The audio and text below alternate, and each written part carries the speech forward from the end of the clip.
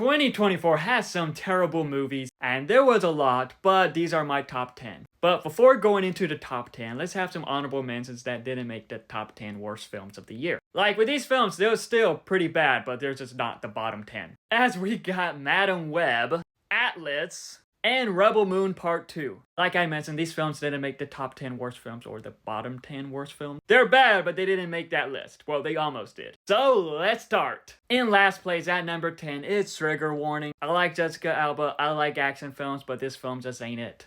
At number 9 is Saving Bikini Bottom, the Sandy Six movie. As someone who grew up watching SpongeBob, I have no idea what they're doing with the franchise now. At number 8 is Ugly. Like, if this film was released in the early 2010s alongside Hunger Games and maybe Divergent, it could have been a hit. But nope, this film wasn't good. At number 7 is Time Cut. This felt like a Disney Channel version of a slasher film and it just wasn't great. Could it have had potential? Sure, but it didn't utilize it. At number 6 is Miller's Girl. Characters in this film were super unlikable, a lot of bad decisions, and see, it's just evil in the film. Like I said, characters are super unlikable.